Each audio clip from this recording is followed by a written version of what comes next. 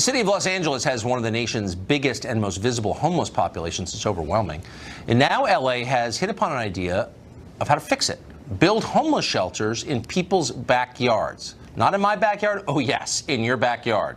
A $500,000 pilot program will pay homeowners to build shelters in their backyard, but only if those guest houses are occupied by the homeless. Not making this up, by the way. According to the LA Times, officials say they want to avoid, quote, compromising the character of the region's single-family neighborhoods.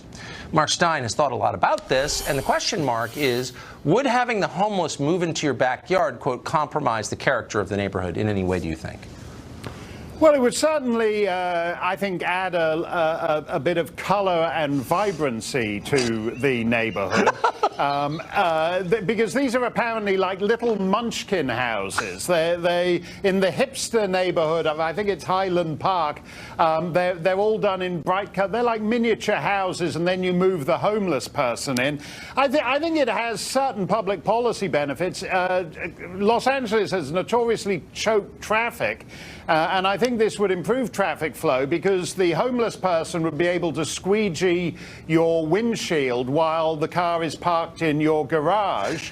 So traffic would flow more smoothly because you wouldn't be held up at the intersection while he puts a grey smear of dirty washing fluid over the windshield. So it does offer benefits like that. It's also a talking point in these hipster neighborhoods. Yeah. There's obviously a bit of competition about it. I understand that Barbara Streisand at her beach house at Malibu, just on the other side of the kidney-shaped pool, she's moved in an MS-13 gang, and it actually makes for a very amusing talking point at dinner parties. You know, if conversation flags, you can always point across the pool to the MS-13 gang. So I think this is actually showing how Los Angeles is able, even at this stage in California's decline, to think outside the box.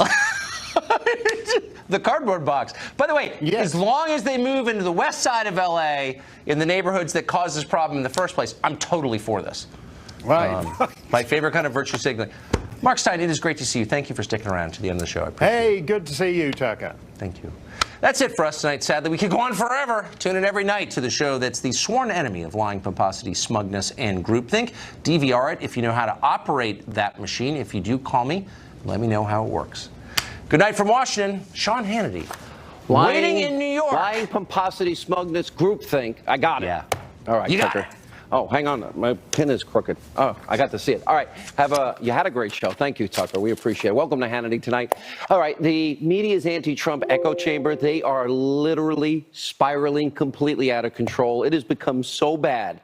You got some of these abusively biased so-called wannabe journalists. They are absolutely losing it from last night's opening monologue, all because I dared to use, Jim Comey's standard in order to criticize some of the left's favorite champions, including the Clintons, Robert Mueller, and Jim Comey himself.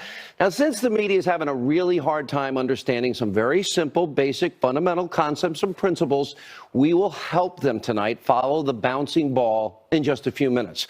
Also tonight, we will correct the record on some of the fake news that the Washington Post and others that they're spreading about yours truly. And we will reveal now which mobster, murderer, Jim Comey, was actually comparing your president to. So be prepared to be outraged. Every fair-minded American is going to see through this. And also tonight, new developments on Mueller's never-ending witch hunt. One former FEC chairman is now coming to the defense of Michael Cohen, the president's personal attorney, and we'll bring you something the mainstream media is all too happy to ignore. The president's accomplishments. When do they ever talk about that in the media? All right, sit tight. We have a lot to get to in tonight's breaking news opening monologue. All right, so here we are. We're on day 330 of Mueller's witch hunt into so-called Trump-Russia collusion. Still nothing. No evidence. Zero. Now, show us the evidence, Mr. Mueller, or you can disband your team of merry Trump-hating, big Democratic, donating sycophants that, of course, have questionable ethics, especially Andrew Weissman. Now, by the way, there's no evidence of collusion so far. The mainstream media is now beginning to go off the rails for that one reason. Remember, why would we be talking about Stormy and Karen McDougal and all this other garbage if they had evidence of collusion? Now, you may remember last night after Jim Comey, remember he compared the president of the United States to a mob boss. Well, I used this ridiculous, sensational, political. I called it what it was, the Comey standard, to highlight some of the crimes and misdeeds that were committed by the Clintons, the way the investigation is being handled by Mueller, and even Comey himself has issues. Take a look. Mr. Comey, you're really going to compare the sitting president of the United States to a mob boss so you can make money?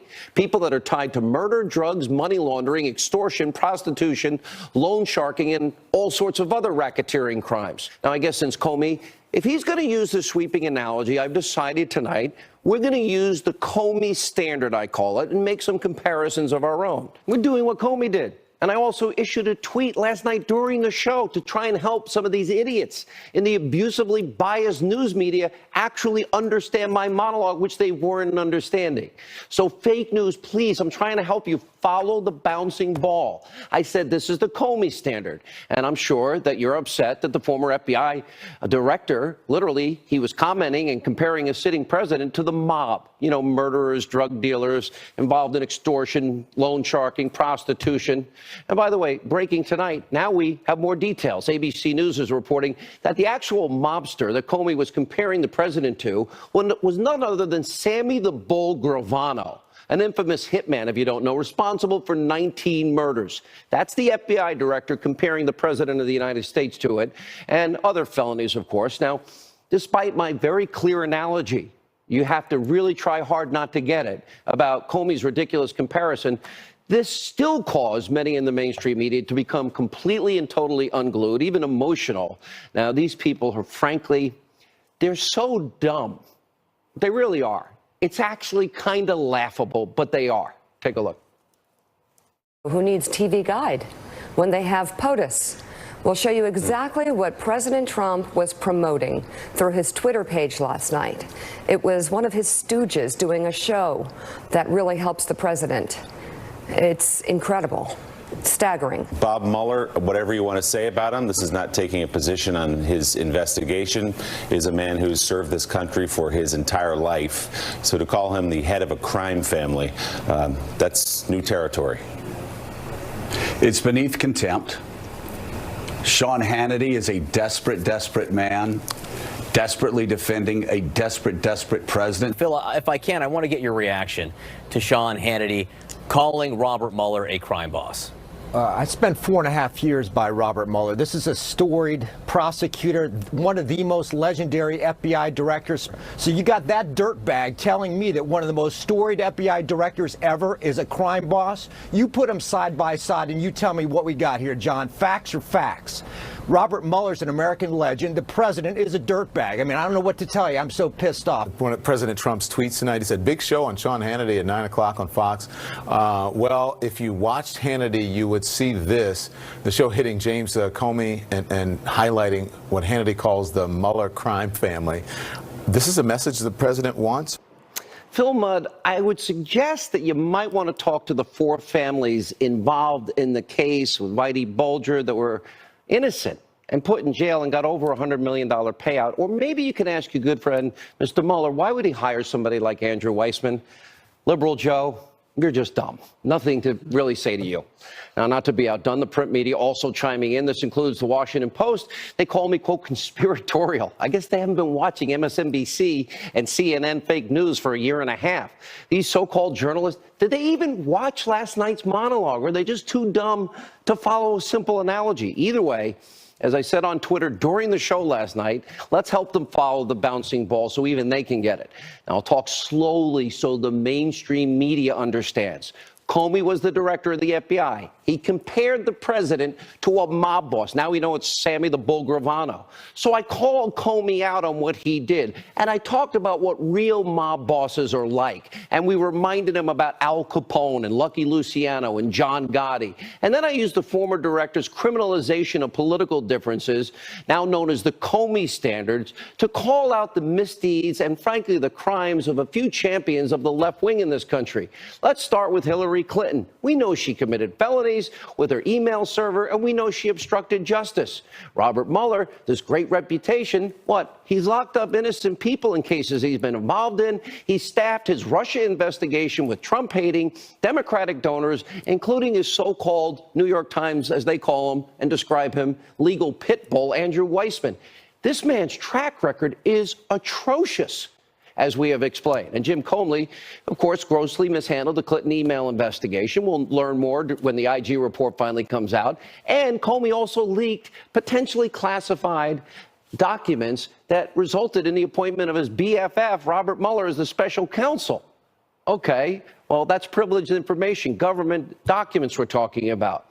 Now, one of the reasons the media's coverage of last night's monologue was so completely unhinged is because President Trump issued a tweet prompting people to watch last night's show. He's done this occasionally, and I'm very thankful, by the way. I had no idea that the president was planning to tweet. I'm glad he did.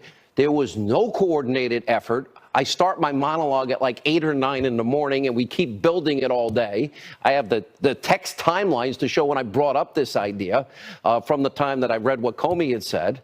But it didn't stop the Washington Post accusing me of being a shadow White House press secretary, which is funny, and colluding with the president.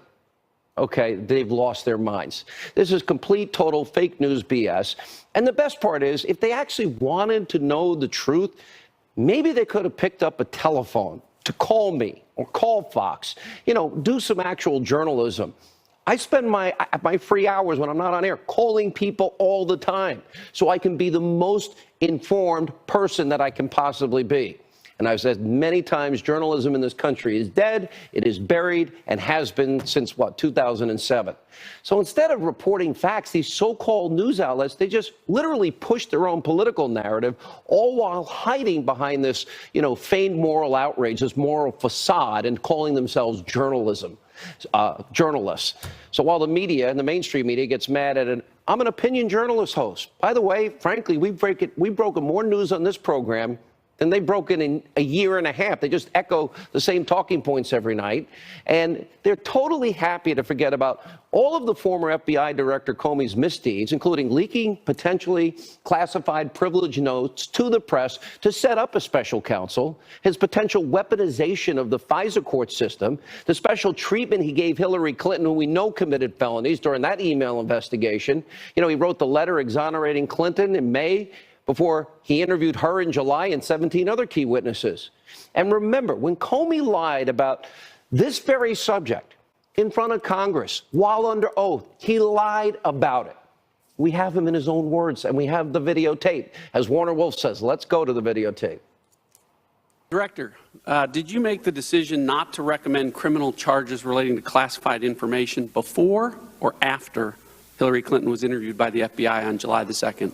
After. But if colleagues of ours believe I am lying about when I made this decision, please urge them to contact me privately so we can have a conversation about this. All I can do is tell you again, the decision was made after that because I didn't know what was going to happen in that interview. She maybe lied during the interview in a way we could prove. But just in case we wrote the exoneration months earlier and then, interview by Peter Strzok. Oh, that's right, the Trump-hating guy. Despite all of this, the mainstream media, their friends in the Democratic Party, they're currently treating Comey like the anti-Trump golden goose. I guess they forgot how much they actually hated him during the investigation of Hillary Clinton. Here's Comey's best friends today. Watch this. Striking is the extent to which the FBI director of the United States is allowing himself to be interjected into this political campaign. Unprecedented. James Comey is getting horrible advice. He is interfering in this election. I don't understand what the guy's doing. He's got a big burden of proof, so to speak, on him for why he did what seems to be such an appalling act that goes against the tradition of prosecutors at every level of government. It was, when I heard about it, I found it hard to believe that Comey, who I thought had some degree of integrity, would do this. It is conceivable that this was just a coincidence, but coming on top of the Director Comey's, very unusual and controversial release last week, it just makes the FBI look like a wing of the Republican Party. I think he made a mistake on this, and he clearly has a double standard. Whether or not Comey's intervention has affected the presidential race, it's clear that his disclosure and the spate of now competing, one might even say warring FBI leaks that have followed, have raised serious questions about the FBI's integrity and impartiality. I just tell you, the integrity of Comey as well as the FBI is in question. It makes you wonder We're all disturbed, first of all, by the letter, which really broke precedent, was over the advice of the leaders in the Justice Department. I'm not challenging Mr. Comey's motivation, but I do think it was unwarranted. It was a mistake. I am so disappointed in Comey. He has let the country down for partisan purposes, and that's why I called him the new J. Edgar Hoover, because I believe that. Do you believe that Jim Comey should resign, Senator Reid? Of course, yes. They hated him. Now the media is back in love with James Comey, and the montage that you just saw is just another piece of evidence proving facts do not matter to these people on the left, only ideology. And speaking of James Comey and his impending salacious media blitz that the media is hysterical about, the New York Post reporting one of the so-called major nuggets in his new book is that Donald Trump allegedly asked the former FBI director to investigate this infamous, completely untrue, unverified Ritz-Carlton, Moscow hookers urinating in a bed story by Michael Steele, the foreign national guy that was paid to get Russian propaganda to manipulate the American voters. So why would a sitting president want to go to an FBI director? I hope you can dispel this if, in fact, he thought it was true. Because the president is saying that's just so not true. Can you find out that it's not true? And can you report that it's not true? Wouldn't you want to do the same? We'll have much more on that later tonight. Now we turn to some other developments, including those surrounding Robert Mueller's overreaching witch hunt. Former Federal Election Commission chairman, his name is Bradley Smith. He's a Republican appointed by President Clinton, is throwing cold water on the notion that Michael Cohen could or should be charged with a crime in connection to this whole Stormy Daniels payment. He wrote the following: when you stretch the law to, quote, get a political opponent, it's rarely possible to return the law to its original shape. As someone who was never a part of the Trump campaign, but instead a longtime employee of the Trump organization, Smith is arguing that Cohen's payment is a perfectly legitimate business move and that any attempt to connect it to an in-kind contribution is an extreme stretch. It doesn't fit. But of course, as we have discussed many times on this program, Mueller and his pit bull, Andrew Weissman, they're no strangers to stretching the law in order to squeeze a suspect. Now, earlier today, President Trump held a routine meeting with Mueller's boss, Deputy Attorney General Rod Rosenstein. This comes after Rosenstein, finally, after being threatened with contempt of Congress, again, he doesn't want to give anything up that has been subpoenaed and requested by Congress, and an impeachment. Well, finally, he allowed Chairman Devin Nunes and Chairman Gowdy to see the document that started the FBI's so-called Trump-Russia collusion investigation. We're going to have more on that later in the show. But first, we do have some good news to bring you about the president. I guarantee you nobody else in the media will talk about it. And earlier today, the president actually, in a speech in the Rose Garden, was highlighting something the media will never talk about. It's not Russia, and it's not Stormy. His accomplishments that are improving the lives of the American people, the forgotten men and women that voted in November of 2016. We've created 3 million new jobs since the election. Unemployment claims are at their lowest level in nearly 50 years. Think of that. Something I'm very proud about, unemployment rates for Hispanics and African Americans have reached the lowest levels ever recorded. Think of that. For women, the lowest levels in 19 years. So we have really good numbers. And something a lot of people didn't think was going to happen, wages are rising at the fastest pace in over a decade. We're cutting record numbers of regulations. We've cut more regulations in a year and a quarter than any administration, whether it's 4 years, 8 years, or in one case, 16 years.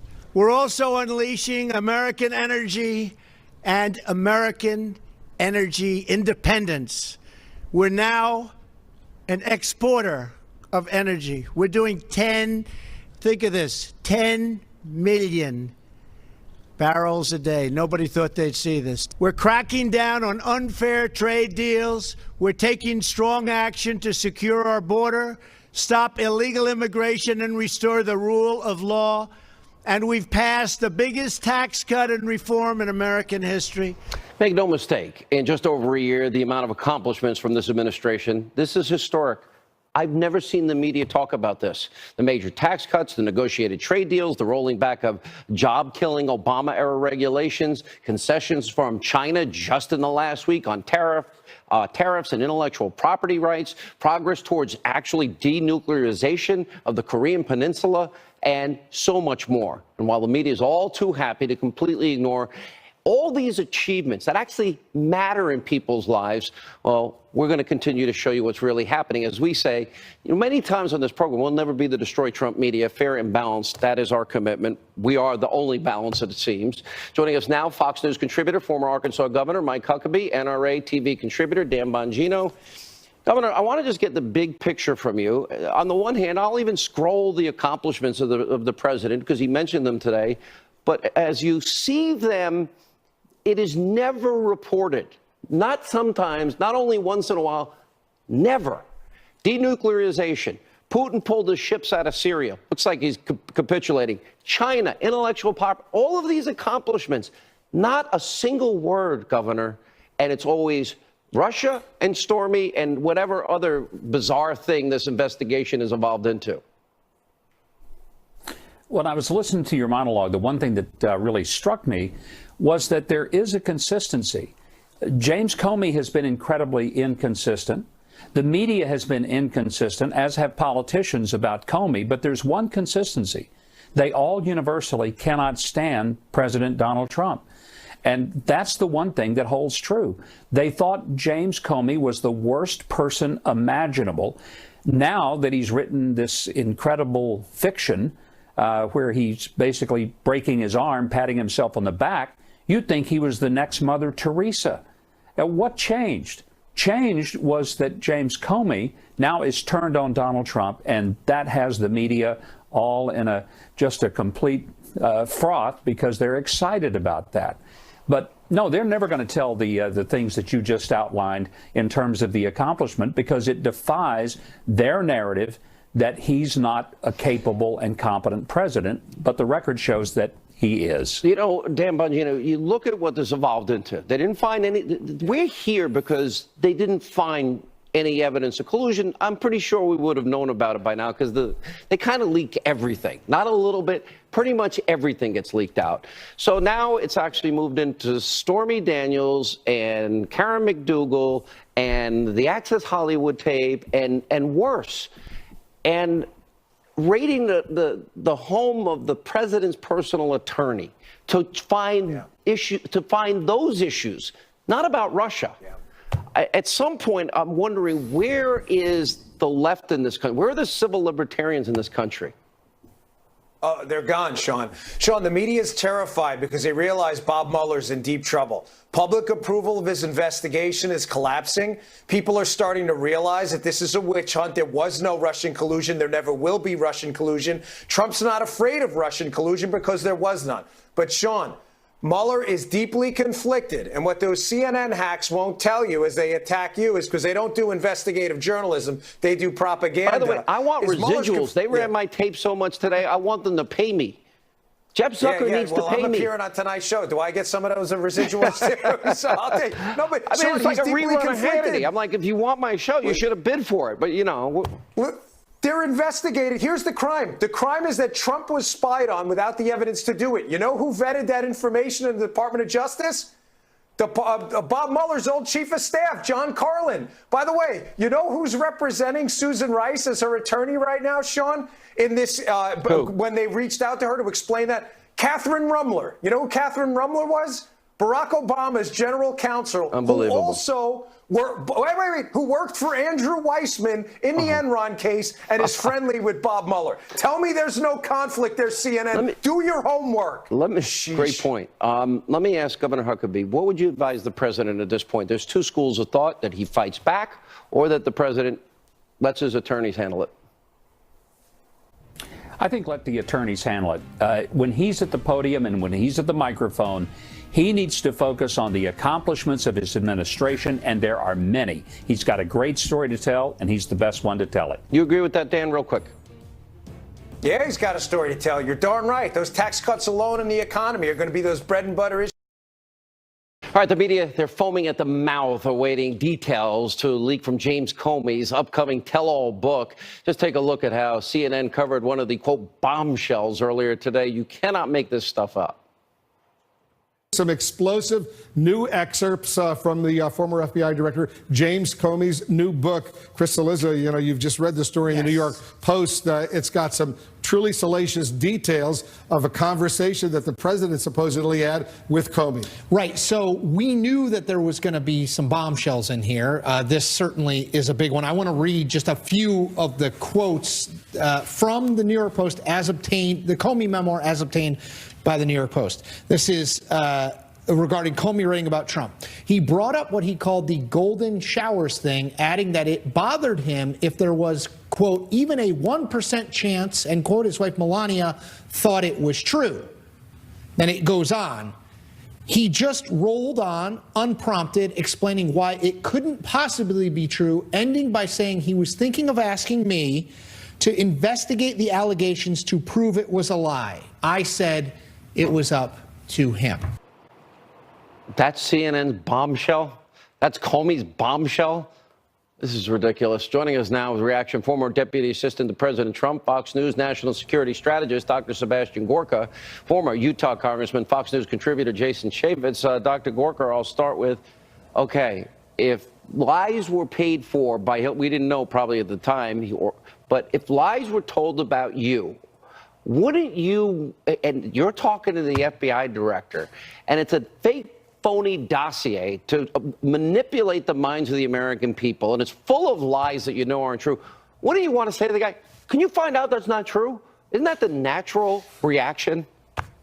Sean, all that we know for sure is James Comey is a liar and CNN are a bunch of perverts. That's all you need. That's the bombshell. I mean, the president he knew it wasn't true because we know it's true because it was a Russian information operation paid for by Hillary, and he wants to have his director of the FBI prove to the world, not just his wife, as you would want, that it isn't true.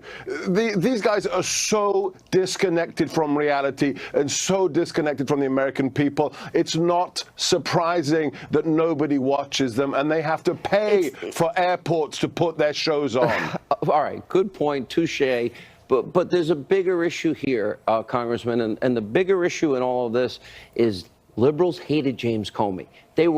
Harry Reid wanted him out, said he shouldn't be the director of the FBI. Now you see this guy, I think he has legal issues. Tell me if I'm wrong. Leaking privileged information, leaking him to somebody for the purpose of getting a special counsel appointed. Did he lie to Trump in January 2017 when he said the dossier was salacious and unverified, or when they were presenting it to a FISA court judge in a FISA application to spy on an American as the Grassley-Graham memo says, as the bulk of information, as Andrew Weissman said, no dossier, no FISA warrant, request or application. So when did he lie? In October 2016 or January 2017? No, I think Director Comey has a series of serious legal challenges. I mean, he testified under oath in that question by John Radcliffe about when did he make the decision of whether or not she was guilty or not guilty, or was she going to be charged, I should say. And it clearly was writing this out multiple times before. You have Senator Grassley ask him directly, was he party to releasing information surreptitiously? He was definitive in saying no, only to learn later that wasn't true. Isn't that so illegal? There's a whole series of things. If I went to Congress and lied before Congress, would I be in trouble?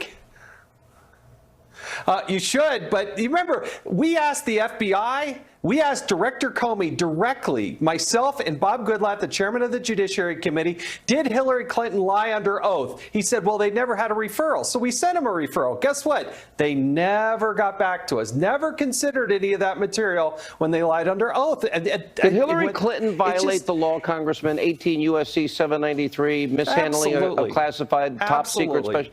Did Hillary Clinton, do you think she obstructed justice when she deleted subpoenaed emails, acid washed her hard drive, beat up her devices? Is that a crime? Is that obstruction of justice, sir?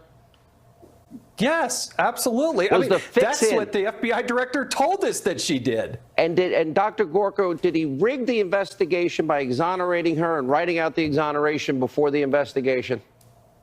Not only did he rig the investigation in her favor because he thought she would be the next president, not only did she obstruct justice by the bleach bit and destroying the evidence, guess what?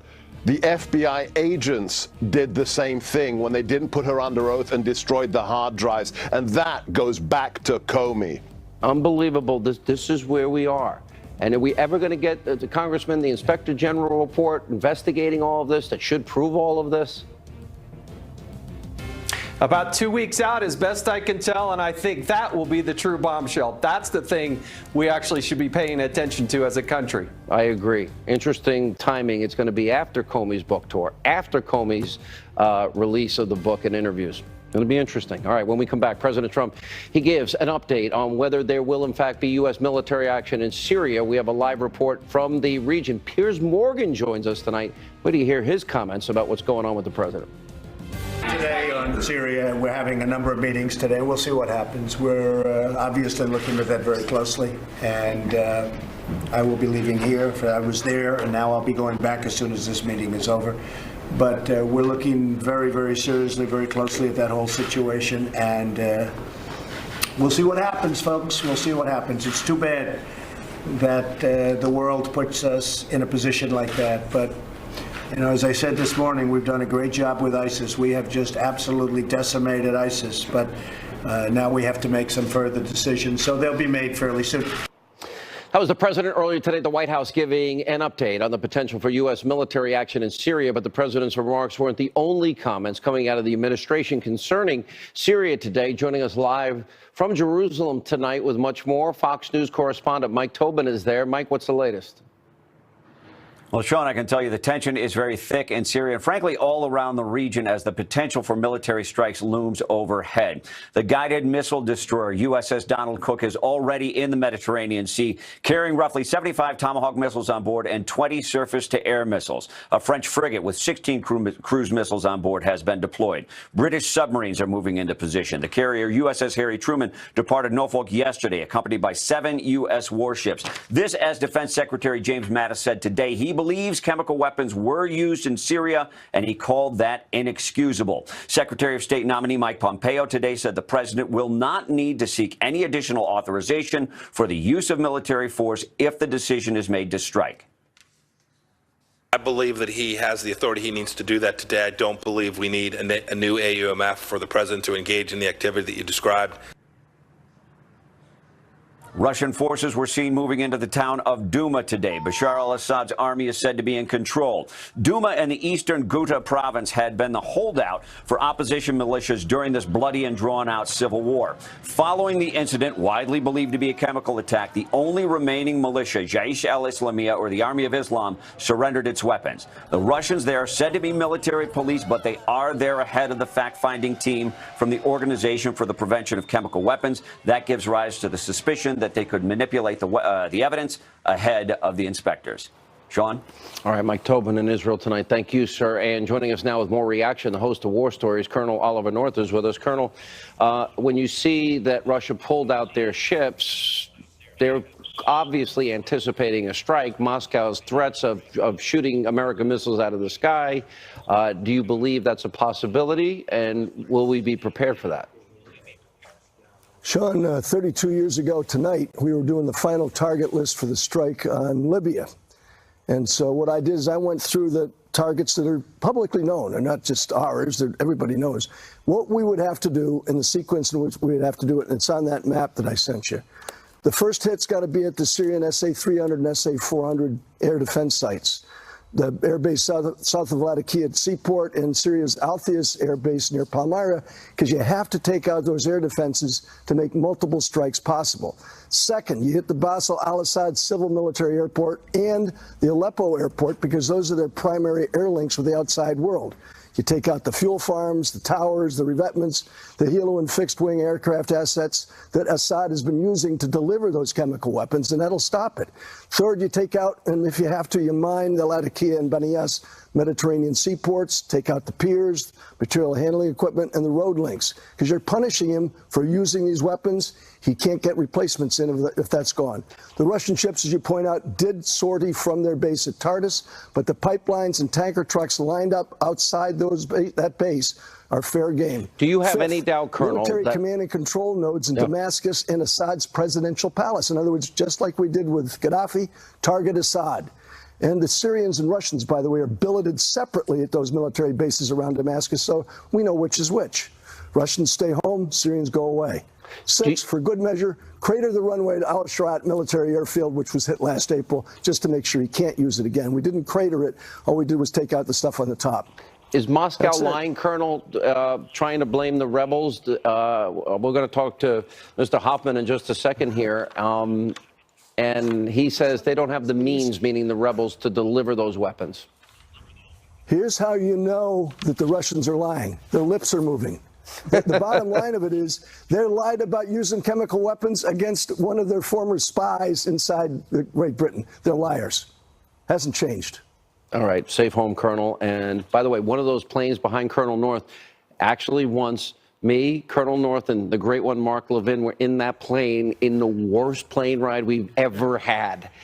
Ever. It's still around, buddy. All right, safe home. And War Stories, don't forget, Saturday night, 8 p.m., Fox Business Network. You don't want to miss it. Joining us now with more, retired CIA Senior Intelligence Officer, Sonoran Policy Group Vice President Daniel Hoffman. Let me go to the same question here. Obviously, okay, Colonel North, you want to know Russia's lying? They're moving their lips. The bigger question here is there's no confirmation. They're not letting outsiders in to determine what has happened here, and they're trying to say it actually didn't happen, and if it did happen, it's the rebels that did it. You're saying there's no possible way the rebels could have delivered those chemical weapons, killing or targeting men, women, and children, and killing them. Right. That's even just a sideshow. I think what really matters, what I would highlight for the viewers, just to add a couple of points to Colonel North's outstanding military assessment, is this. Our administration is being very deliberate over the past couple of days. They're carefully choosing some of the sites. I'm sure the ones that Colonel North mentioned.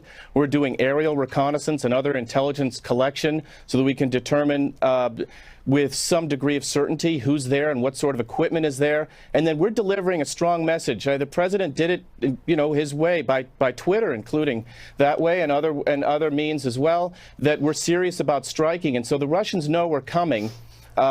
Look, it's international law. We have a duty to protect.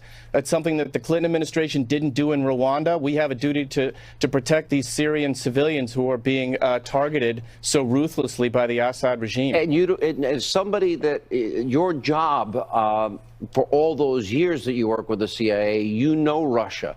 I know that Devin Nunes warned President Obama in 2014 that they'd want to impact the 2016 elections and create chaos in the country, just like they did in previous elections. You're saying this is typical MO, although we haven't really heard directly from Putin. We're hearing from, quote, Moscow.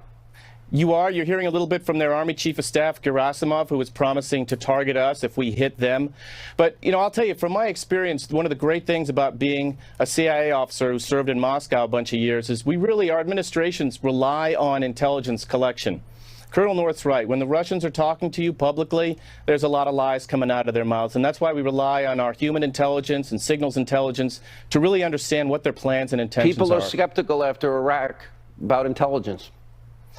And that's okay to be skeptical and to hold us to a high standard. That's why we have oversight committees. And I'm sure that the National Security Council and the President are asking for the best intelligence we've got. And I know from having served with those professionals that they deliver.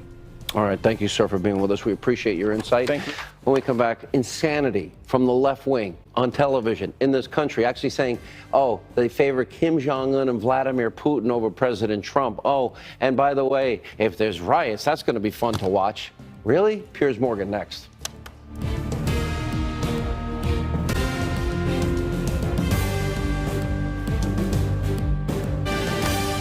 Mainstream media has a hard time hiding their contempt for President Trump. Just listen to what The View's Joyless Behar had to say. My issue is the moral relativism between someone like Kim Jong-un and Putin and President Trump. I think it's easy to sort of sit here and say that, but the reason why the Syrian... You think Kim Jong-un is less moral than Trump? Do you? Yeah. Oh my God. I mean, I think Putin, the aiding and abetting of Assad right now. On what topic? Chemical gassing of children. Last time I checked, America isn't doing that to anyone. But I think the moral relativism... Wait a second. Kim Jong-un what are you talking about? It's hard for me to sit here with moral relativism about many things with Trump. If you think that Kim Jong-un, Vladimir Putin, and Bashar al-Assad and President Trump are the exact same thing, it's when you lose all arguments with me in every way. What I'm saying is that I see that the two of them are backing off of war, and I see Trump provoking war. All right, joining us now with reaction editor-at-large at thedailymail.com, Piers Morgan. Didn't we once compete against each other? Weren't we like enemies at one? No, we were always fine. Good to see you, sir. I guess it's great to be back on the show, Sean. You were always charming in victory, I have to say. Charming, nothing. It was never personal. There's 100,000 other channels. I'm trying to compete against all of them. You say Mueller's team is panicking and fishing. I agree with you. I don't think they've ever found anything related to collusion, and they just keep springing off into these other, well, he fired Comey. He has an absolute right to fire James Comey. And it's actually scary in terms of what I believe is a fishing expedition, and I think you agree with that. I do, and actually, I find it extraordinary that James Comey, a former boss of the FBI, is able to write a sort of tell-all book right in the middle of the Mueller investigation. I mean, this wouldn't happen in many other countries, Sean, that you wouldn't be allowed to do this, peddling all sorts of lurid and ridiculous details to the world. And it makes me think this: Donald Trump fired him because he didn't trust him, right? Well, he was right, wasn't he? When you read the stuff that's pouring out of his book, Donald Trump was absolutely right not to trust James Comey. And in relation to the wider Mueller probe, I just think what's happening here is that they tried to get the proof on Russian collusion. They want to prove to the world that Donald Trump collaborated with Russians to fix the election. That's why he won. No other reason. Has to be that. And so far, they have singularly failed to establish that. So now they're moving the goalposts. Now they're moving to stuff about his private life with alleged allegations involving women going back more than 10, 15 years. Two things about this, Sean. I don't think people care about Donald Trump's sex life. I don't think it's on the same scale of misdemeanor, even if it happened to what we saw happen with a Democratic President, Bill Clinton, who, let's not remind ourselves, had sexual relations with a young intern in the Oval Office while he was president. But thirdly, I don't think the voters care. I don't think people are out there going, wow, can you believe Donald Trump may have had a few flings 10, 15 years ago? So to me, they're now going after him purely to embarrass him, purely to try and diminish him, to degrade him as president. And I think that this is because they're unable to get the Russia collusion line to stick. So NBC News, supposed to be, you know, a trusted news organization, they're actually saying tonight that Robert Mueller is going to report on at least 4 findings of Trump and obstruction of justice. Here's what it is. 1, the intent to fire Mueller. Not that he fired him, that he had a thought. It's like, oh, okay, we're going to punish his thought. The second one is, oh, did he craft a statement about the meeting in Trump Tower or have anything to say? Did he talk of pardoning witnesses? The power of pardon, as you know, Piers, is absolute for a U.S. president. And fourth, pressuring Jeff Sessions not to recuse himself. He didn't have time because Jeff Sessions didn't tell him he was recusing himself, and he recused himself the day after he was confirmed. So I'm listening to, this is what represents news. You live in Great Britain. I love tabloid news. You guys are great at it. We have pretty good tabloid news in New York. This is such garbage. And yet I think... Well, it is, Sean. Yeah, it is. And what you just played there from Joy Behar, let's just remind ourselves what she has just said on a mainstream show to America. She has actually said that Donald Trump is somehow worse than Kim Jong-un or Vladimir Putin. Right? Kim Jong-un is one of the world's worst, if not the worst dictator, a man who has repressed his people beyond any scale that we have seen in modern times. He starves them, he beats them, he tortures them, he poisons them, he kills them. Recently, we had an American student who was tortured and later died after being held in terrible captivity for nearly 2 years because he took a poster off a wall. That's the kind of person that you're talking about with Kim Jong-un, a man who, along with his father, for 3 decades has threatened to destroy America at every chance he gets to say it. And we're supposed to believe that the president of the United States is worse? I think it's ridiculous. And Comey comparing the president to one of the most infamous murderers of all time, Sammy the Bull. All right, Piers, great to see you. Thank you for being with us. The most crazy bench-clearing brawl in baseball, straight ahead.